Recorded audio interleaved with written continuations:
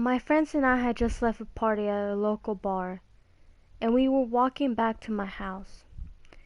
Seeing how it wasn't too far away from where we were on our way back, we happened to come across small lot sandwiches between two apartment buildings that was filled with black garbage bags and piles of tires.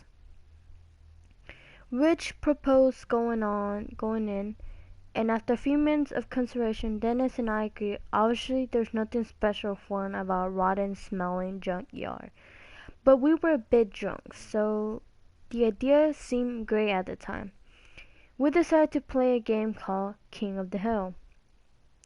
On the four of the tires that stood before us, basically we were just pushing each other up the top after a while of climbing up and falling down a pile of tires in an idiotic attempt of having fun. We took a break by sitting against one of the dumpsters that stood near the entrance. As I tried to get hold of my breath, I gazed around the small dump and noticed something I failed to spot out before. There was a white grocery bag hanging from the fence in the back of the corner of the junkyard. I figured that someone tried to throw it over, but it got caught on the fence on its way down. The bag seemed to be filled with something. It had block edges poking out from all the sides. I know something as plain as grocery bag isn't much, but it still intrigued me. "Hey," I said as I nudged Rich, who happened to be sitting next to me. "Look over there," Dennis leaned out behind Rich and looked towards where I was pointing. "So, it's just a few rips. No one's gonna care about whether or not bags are thorns," said Rich. He was pointing out tears our shoes had left in trash bag when we played our little game. "No, the grocery bag hanging from the fence," I said. "So?" "Was filled with something." "And?" said Dennis. I shrugged. "Don't you guys want to know what's inside?" "No," Rich chuckled. "It's just trash, man." "What if there's something like your jewelry?" I said as I stood up. I made my way towards the grocery bag. "You're just gonna find a dead cat in there, dude," Dennis hollered as I struggled to climb the mountain of garbage bags to block my path. His sentence was followed by two of them laughing. I didn't really care what they had to say. I was a bit curious, that's all. Once I made it to the other side, I searched for the grocery bag and grabbed it. Inside of it was a whole bunch of cassette tapes and an old Walkman. "No way, you guys gotta see this," I called to my friends. "Do you find the leprechaun's gold?" Rich mocked. "Hold on, I'm coming." Hastily, I climbed the pile of trash, walked back to where they were sitting. "Look at this." I held the bag open, letting Rich and Denny view its contents. I pulled out tape and read several. "Journal, entry 1. I pull another. Entry 3. I read. "No way, it's someone's diary," said Dennis. "I wonder why they threw it away," I said. "Probably because they realized how stupid they were for keeping a diary," said Rich. "Whatever." I dropped the bag on the ground. "And it's 1 in the morning. We should be heading back." Whoa, said Dennis as he snatched it back up from the pavement. "What the hell are you doing, man? Don't you guys want to listen to these?" "Well, it could be a bit funny," said Rich. "Journal entry 1, started Dennis in typical British voice. I walked my dog Bone Bone to the other park, came across a rather odd squirrel." "Dennis, you're such an ass. Fine, let's take them with us." We left the junkyard, continued to walk down the street towards my house. I remember how excited I was listening to these tapes. Stupid. I know, but the thoughts of listening to someone's personal life sounded interesting to me. Once we arrived at the house, I unlocked the door and immediately walked towards the dining room. Dennis set the bag down in the center of the table and pulled out the Walkman as three of us grabbed ourselves a seat. Eager to hear what it had to say, I seized the first tape, put it in, and pressed play. I was surprised at what I heard. The voice wasn't at all what I expected. It seemed to be a boy who sounded as if he was in his late teens. "Hey, my name is Chris. I'm a junior in high school. I don't have any friends. I don't have many friends. Actually, I have none. I guess it's just because people don't like me. Or maybe because I'm just too weird. I'm not weird, am I? Anyway, that's not why I'm here. It's actually because my uncle gave me this Walkman and a few tapes. He said that the Walkman used to be his, that he just didn't have the heart to throw away because he used it so much as a kid. So he made it my birthday present. Well, I didn't have the heart to let it catch dust in the corner, so here I am using it. Maybe it'll come in handy one day. I don't know, really know. Should I go on telling about myself? Well, my favorite class is science, and I'm extremely bad at math. Blue is my favorite color, and I prefer dogs over cats. A door slammed in the background, causing all of us to jump. That was my mom. Her and my dad have been arguing a lot lately for reasons I can't even bother to figure out why. I know for one thing, my dad's thinking about calling a divorce, which doesn't really bother me. It will bother anyone still, but doesn't really bother me. That's not weird, right? I've been hearing a lot lately that I'm a little weird. I don't see why though. I eat, drink, sleep, and live like a normal human being. That's what I think. Anyways, maybe it's just because I'm not as talked about as everyone else, or what if everyone just make it up so that they have a reason to pick on me. Frankly, I can see why anyone would pick on me in the first place. What a loser, said Dennis. I can see why people want to pick on him. I shrugged. Let's just play on the next one. It's January 14, which is 3 days since I made the last tape. I decided that I'm going to continue making tapes and keep that as my journal.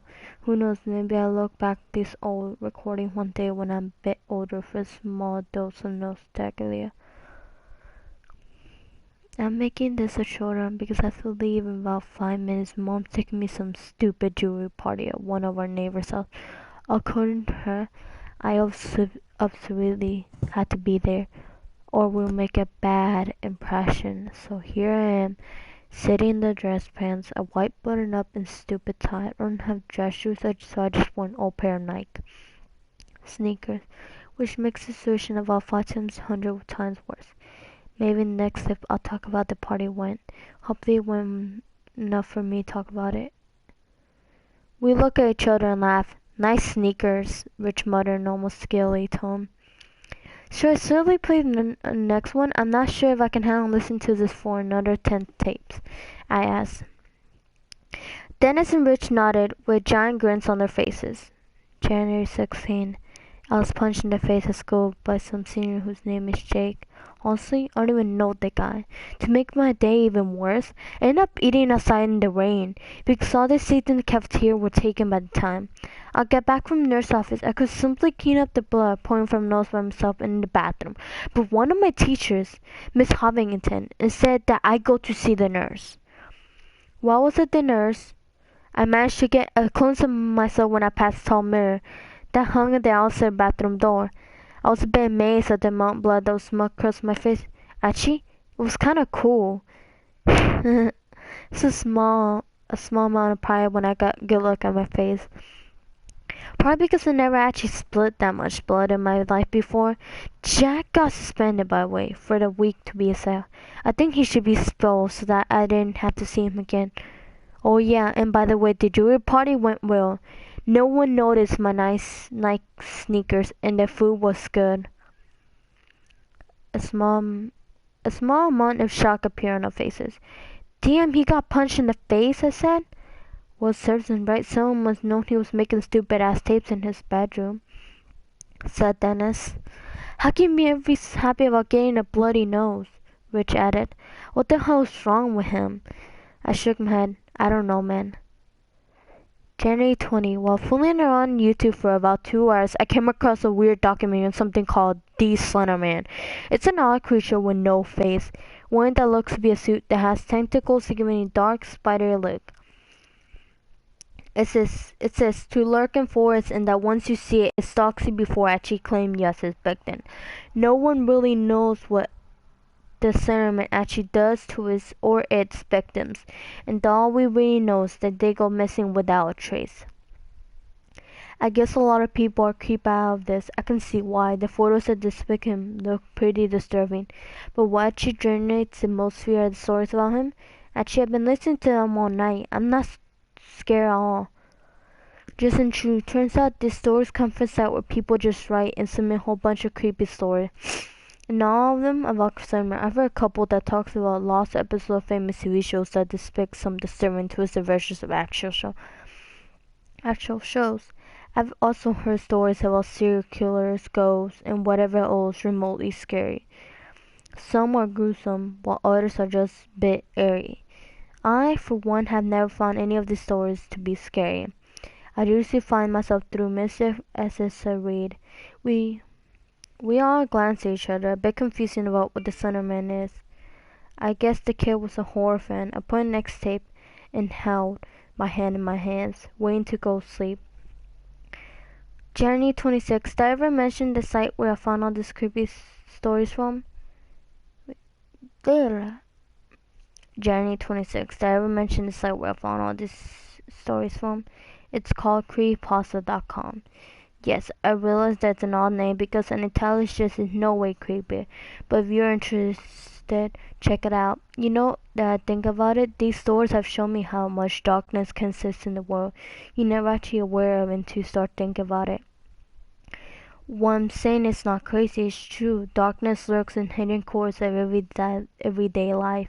Right here, right now I'm saying this. A person could brutally murder immediately after he said that sentence. Immediately after he said that sentence, my head shot up and looked at Dennis and Rich. Believe what I just heard. They shook their heads and shook. Somewhere out there, a person is dying. Could be a full-grown man or a child. You never realize until you hear me say it just now. But hey, that's the real world for you. Lately, I've been noticing how everyone else at my school is listening to the horrible things in the world, while I'm being constantly reminded of it. No one sees what I see. It kinda makes me all look a little bit dumb, don't they? See? Don't they notice what happened around them? They hear sirens echo around the girl. It could be just a plain car crash, but what if it's cause something far from our reach? They don't know that. Their eyes aren't open wide enough to notice. At least I'm aware of it. February 2nd. Have you ever noticed how much that is involved in an average creepypasta? It's almost as if death needs an element in the story. You know, ever since I started reading these stories, I've become pretty comfortable with death dying. I laugh at those at those poor people in those stories. I guess they really haven't realized how much of the friend that could be, even when the pain and the price you have to pay for meeting him. After all, aren't we all gonna face it one day? Sooner for some people, later for the rest. There was a long pause before he spoke again. I've been thinking about writing my own creepypasta soon. After reading everyone else, I figured I should try it for myself. It's a worth shot, isn't it? I think I'm gonna write one about Cinnamon, or maybe Jeff. Or maybe I'll write a story about a man who goes crazy and starts killing everyone he knows. That sounds like a wonderful idea. February 17. They didn't accept my story. What's wrong with it? Was my grammar off? Was the spelling bad? All I wanted was to be out there for everyone to see. Hell, it was probably one of the greatest ideas they ever came across, but... His voice became angry, a bit frustrated, almost as he was about to go on full-blown rant. But they turned it down. Are they too stupid to see the brilliance in what I wrote? On top of that, I found two assholes who decide to read it and make a mockery of my hard work. Idiots. They're just a bunch of idiots who can't see genius in one's work. A loud scream erupted from the speakers of the Walkman. A hard thud was heard soon after. I feared that he just thrown out anger. I wondered what his story sounded like and why they turned it down. The next tape started. We immediately realized how angry he was. He spoke in a loud, red tone, which was almost terrifying. February 23. second. Stupid people. Stupid, stupid, stupid people. They should all rot in hell for all care. I should having deal with everybody every day. Once I walk through school's front door, I'm surrounded by them. My teacher gave me a detention for not paying attention in class. Why should I? We're all gonna die. We're all gonna die someday. There's nothing we can do about it. But no one on me is smart enough to see that. Why? Why can't they just open their eyes and pay attention to the horrible world around us? They're too preoccupied with their lives and what comes tomorrow, instead of what they comes to bury. And did I tell you that I was pushed down the stairs today? Ben Turner, he did it. This time, I'm not letting it go. I'm going to find him, and he's gonna pay. You might wonder how I'm gonna get out of the house without my parents seeing me. It's okay, they're gone. Dad still work, and Mom. There was a short pause and a slight chuckle across some boys. Mom's taken care of. You'll find her when he gets home, and I'm not coming back. I don't have to deal with them anymore. What did he mean by Mom's taking care of? Asked Dennis in hushed tone. Do you think? No. Risk coming up. There's no one in hell that little fucker did that. Play the next one. I overlay put next tape, a little scared of what I may hear. February 24. I found an old warehouse in the outskirts of town. I decided that's where I'm living from now on. The light still works in a room where they are not broken, and the boarded windows keep out most of the rain. It's not a bad place. Really, I stole all the money from my mom's wallet, so food's already taken care of. In one of the rooms of the warehouse, I found a really old TV.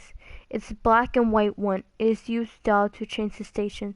The reception's a little bad, but I can still make out what's happening behind all the static and white noise. I decided to change the news channel, and it was great with a picture of my mom. A loud, almost evil laugh echoed from the speakers, which goes on for a few minutes.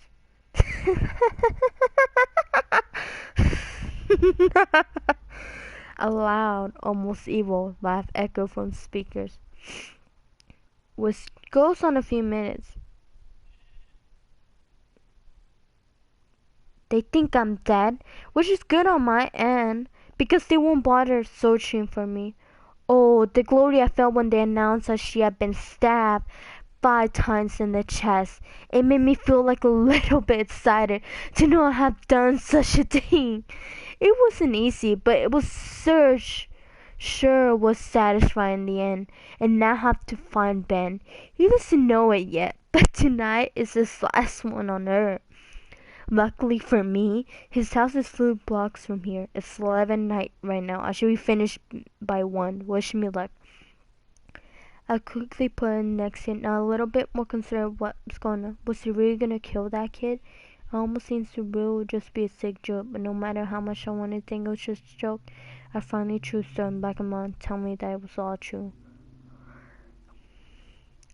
February 25. I never feel so happy before in my life. You can never imagine the butterflies I got when I saw him gurgling his own blood in a worthless attempt of fighting for his life. And no, one hurt a thing. I was able to open one of the first floor windows without a hitch. Thank God it took me about 30 minutes to walk upstairs without making a noise. I had to be careful, and having the slightest of all noise can wake someone. When I got to his room, I was able to open the door without him waking up, and everything else that followed seemed to happen so clearly, almost as my memories of the event were a flip book. I quickly covered his mouth before I dragged a knife across his shoulder, severing his jugular. I wanted to laugh at his screaming body as he died, but I didn't, out of fear of waking his parents. I pulled open his veranda window and jumped out and ran. I think I heard something in my foot when I landed, but I didn't care. All I could feel was the cold, bitter wind sliding across my smiling cheeks.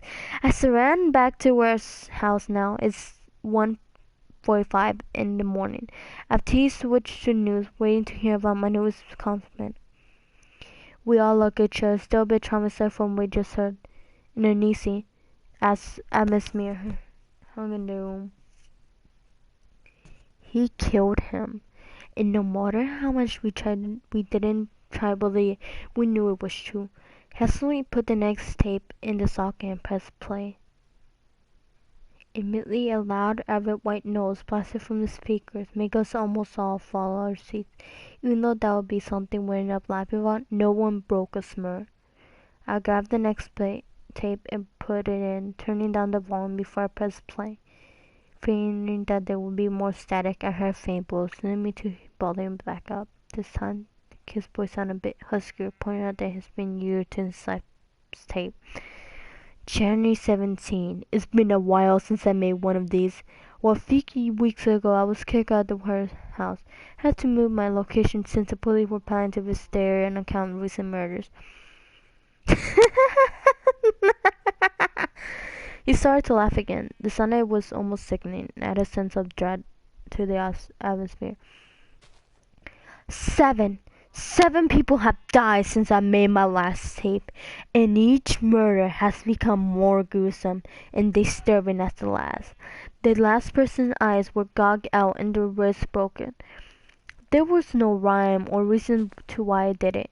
I did it because I had to. It's just not enough. I need to kill. It's the thing I found most pleasuring.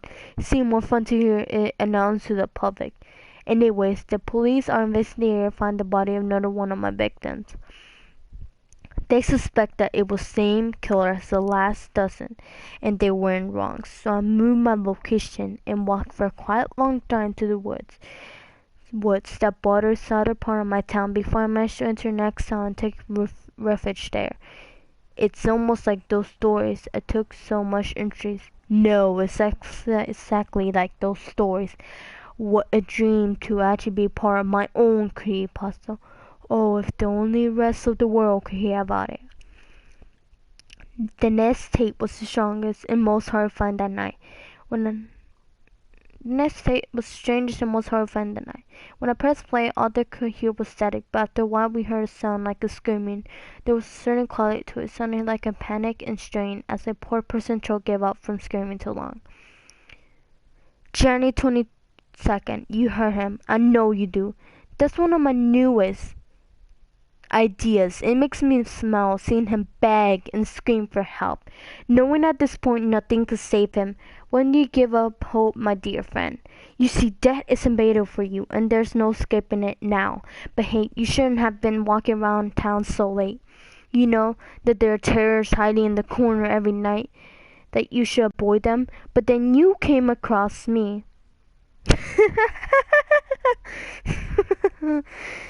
He started to laugh again. The sound of it made me want to throw the Walkman at the wall, hoping to stop the evil laughter, but I knew I had to keep listening. The best part, he's not even restrained. I broke his legs, making it impossible for him to walk. He should be proud to be the first one of my victims to die like this. I realized that every time I kill someone I do it too quick, to the point where it's not as satisfying as I hope it would be. But by bringing him here, I'm able to see him struggle for his life before it actually ends. A small burn of static we heard, but even throughout what you hear was going on, we heard heavy, slow footsteps that faded away as the distance between Walkman and Chris grew. The screaming became louder and more struggling. The sound of low made me want to puke. The scream was replaced with a horrible gurgling noise, even through his blood-filled throat.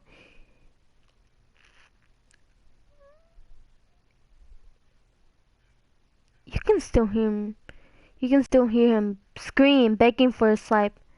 Hear a familiar click and felt a bit relieved, but that click went away as I realized there was one more tape left. Fairy 5. I've come with most wonderful idea yet, and it's probably the best one I figured out. Instead of just slow and hesitate, I'm just gonna let them rot and decay in their own fears. Should I tell you what it is? It's a surprise. I would hate to spoil it. The last tape click, we all look at each other with a grin on our faces. We know we had just witnessed in the past 10 minutes, but none of us wants to acknowledge that believe it was here. After sitting in the silence for what seemed like 20 minutes, I spoke up. What do you think the surprise is? Richard Bree sat up, pushing his chair. I don't know, man, and I don't want to know. His voice had an easy feeling to it, almost as if he was a bit frustrated. I'm leaving. I don't want to take part in it anymore. I stopped him. Wait, you can't go? What are we gonna do with the tapes? Fucking burn them. Get rid of them. Pretend it didn't happen. I'm leaving, said Rich. Dude, come on. We have to figure it. We have to know who he is. He could still be out there. I said. Dennis cut in. We should hand them over to the police. Maybe they can do something. Really? And you know what else the police will do if we give this? Fucking nothing. We got 30,000. Yeah. On our own. Oh yeah? Sorry, Dennis. You wanna solve that big mystery? I know you wanna know who he is, but you shouldn't try missing something that could kill you. Sure, he might kill him, but also might kill a shitload of other people. We have figured out where the fucker is. You're not some kind of hero, Jake. I wasn't messing with it, said Rach. I'm not trying to be here. What do you guys think I'm gonna do? Walk aside and call his name like a lost dog? I want to do some research, that's all. He was sitting in easy silence for a moment. Why were those tapes hanging on the fence in the first place? Asked Dennis. He was right. Why were they hanging on the fence? Do you think someone already found them and was trying to get rid of them? I asked. Look guys, said Rich. It's like 3 in the morning. We're all a bit tired, we're all a bit confused. So we'll try and forget that now will be useless. Then I looked at each other and nodded, a bit sheepish, realizing how true the statement was. We started to walk towards the door, and Dennis followed him after. I'll catch up with you later, Jake, said Rich, as he opened the door, making his way out. Dennis waved a goodbye at me and shut the door behind him. The sound of the door clicking shut gave me a sense of finality. The silence that followed me after was almost sickening. I walked in the living room, turned on the TV, opened to uplift the heavy ass mirror the tapes have caused. I grabbed my laptop, sat on the couch, turned it on. While I was starting up, I looked in the dining room, staring at the cassette tapes and Walkman that still sat on the table until I heard the Windows 7 start up sound call for my attention. I immediately opened Google and searched for murders and deaths in the area, but nothing came close to what Chris had described. I tried to look for the skull he wanted to, hoping I would get some clues, but that didn't work either. I sat for a second, starting up on Google search bar until I came across the I clicked in the URL box and typed in www.creepypasta.com. And a site with black background and white text came up with simple heading.